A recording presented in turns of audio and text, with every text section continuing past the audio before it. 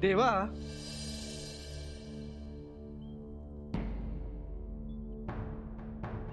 त्या गुप्त संकेताबद्दल नंतर चर्चा केली तर चालेल का?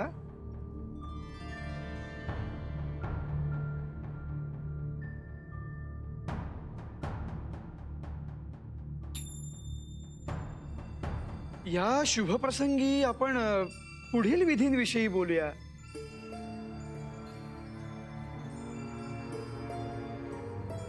त्या भेटवस्तूबद्दल आपण एकांतात सविस्तर सांगू शकता.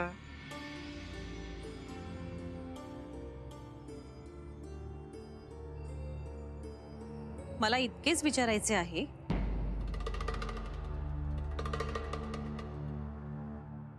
की या मागे काही काळजी करावयाचे कारण नाहीये ना?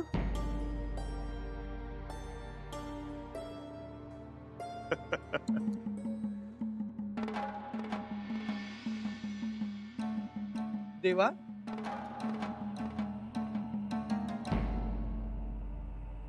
आपण तिम्मा शेठ, त्यांचे कुटुंब आणि चिरंजीव सौभाग्यकांक्षिणी म्हाळसा यांचे यथोचित स्वागत केलेत खरे, परंतु भोजनाचा समारंभ अद्यापी झालेला नाही. मला वाटतं हीच ती योग्य वेळ आहे.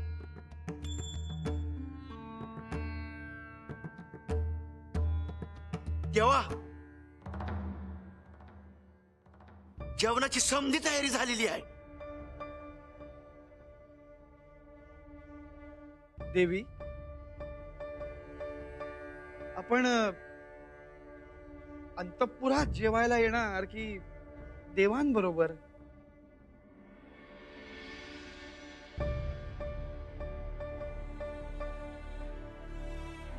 देवा, हे काही विचारणे झाले? आपण एकत्र भोजन केले तर आम्हास आनंदच होईल.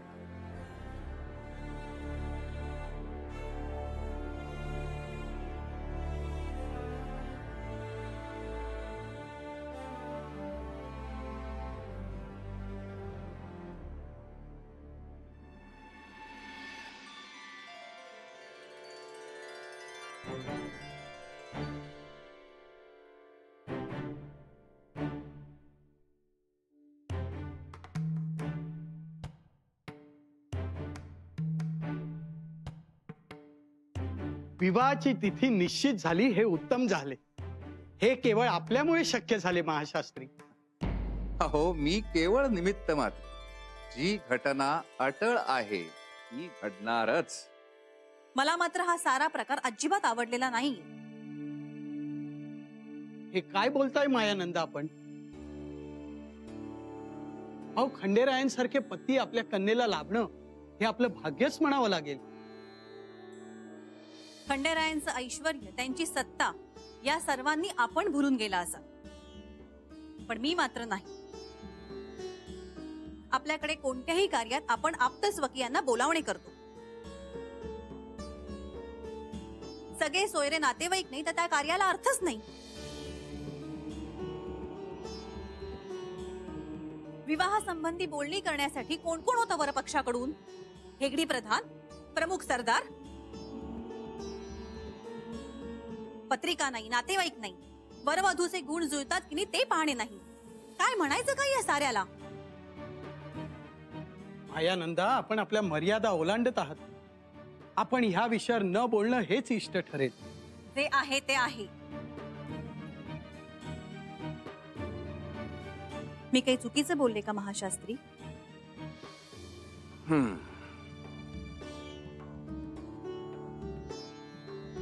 आपण समजावयास हवे की आपल्या कन्येचा विवाह कोणाशी होत आहे? खंडेरायांशी, म्हणजेच साक्षात महादेवांच्या रूपाशी. आणि राहिला प्रश्न नातेवाईक आणि आप्तेष्टांचा, जिथून साऱ्या कुळांची उत्पत्ती झाली, सृष्टीची निर्मिती झाली, अशा महादेव रूपी खंडेरायांना आप्त स्वकीयांविषयी विचारणा करणं हे मूढमतीचं ठरेल. समजले? क्षमा असावी.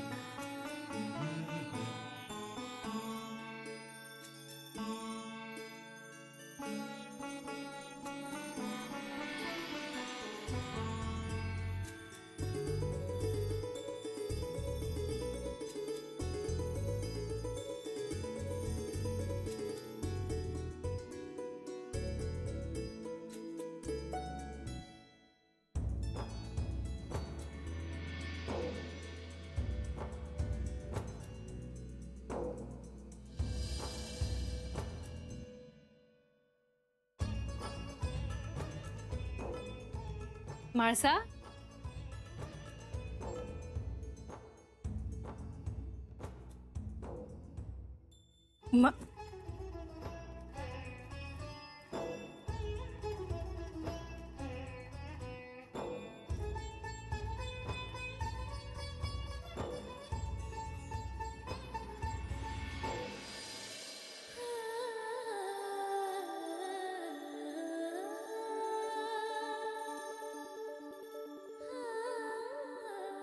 काय पाहतेस?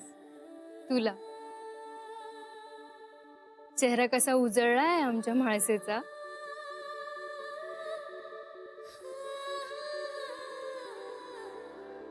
खूप सुंदर दिसतेस. कसं वाटतंय? शब्दात नाही सांगता येत.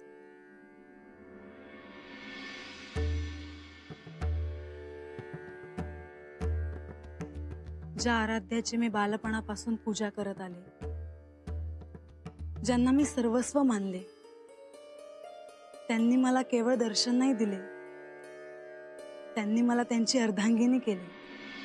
म्हाळसा, आज तुझ्यामुळे आम्हा सगळ्यांनाच प्रत्यक्ष देवाचं दर्शन घडलं. काय तेज, काय सौंदर्य. तुम्ही दोघं काय छान दिसत होता.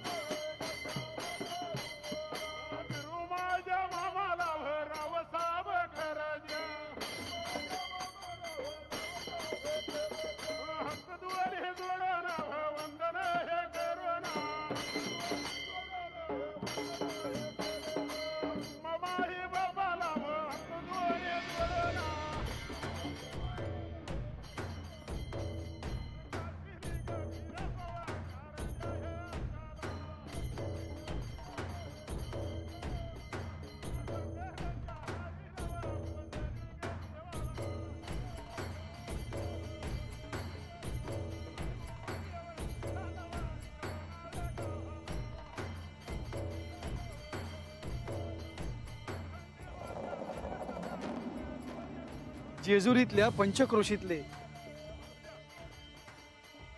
आणि वाड्या वस्त्यांवरले लोक गडावर येऊन देवांचं मन रमवतात.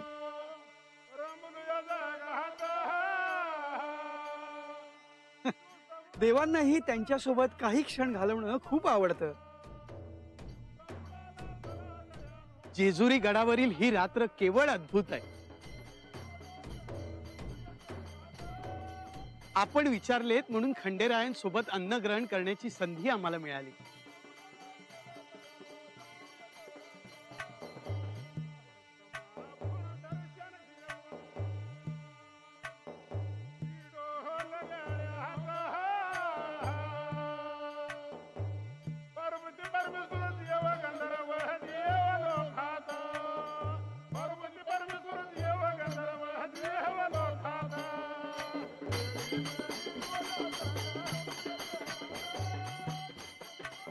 कैलासातल्या हिमशिखरांमधून आपण असेच बसल्याचे मला स्मरते आहे.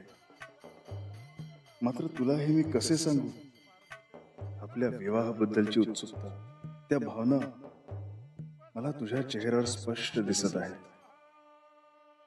तुझ्या पार्वती स्वरूपातील तुझे पिता हिमराज यांच्या समवेतच्या क्षणाचे आजही मला स्मरण होत आहे. तुला नव्याने पाहणे हे माझ्यासाठी आनंददायी आहे, परंतु तू माझ्या समोर अनोळखी होऊन उपस्थित आहेस हे मात्र क्लेशकारक आहे.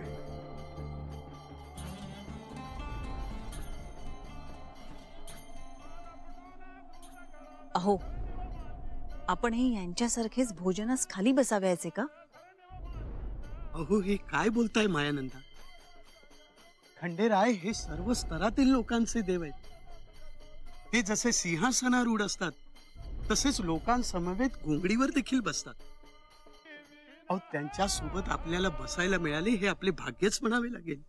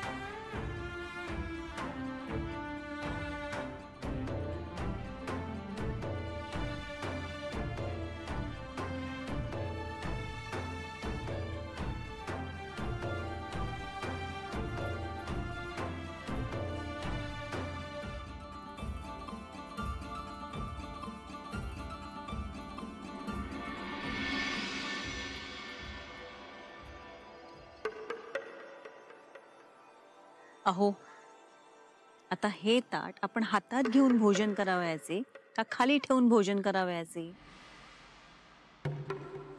अहो, ताट हातात धरले काय किंवा खाली ठेवले काय, आपण भोजनाचा आस्वाद घ्यावा.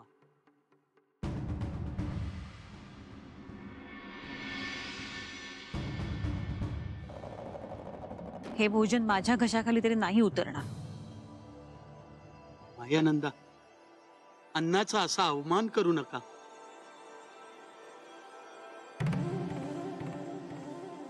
म्हाळसा, तुला ते या भोजनाची सवय करून घ्यायला हवी, कारण काही दिवसानंतर तुला जेजुरी गडावरच मुक्काम करायला यायचे.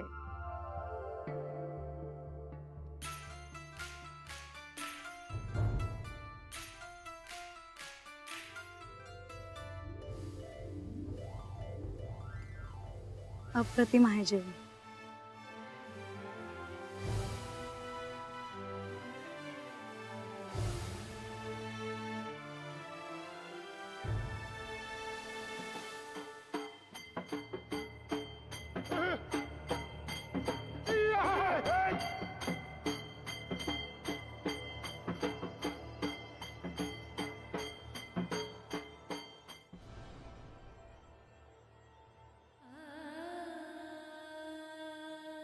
बानू, ए बानू, चल की यार. नग बसू दे हातात अशी. अगं अशी बाहेर नग बसूस. हा? चल, चला चल, उठ, उठ, उठ, उठ. चल. ये.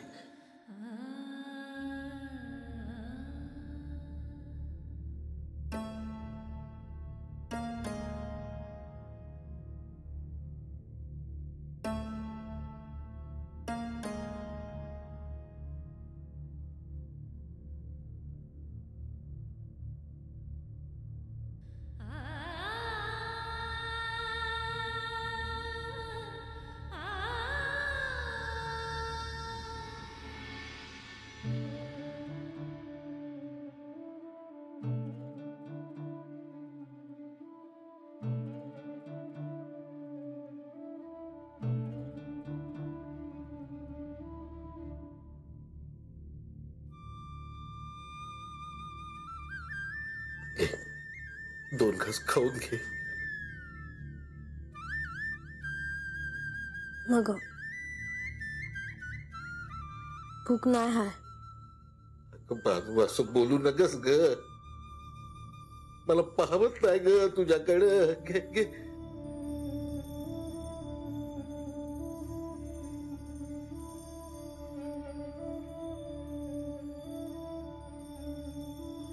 हा, घे.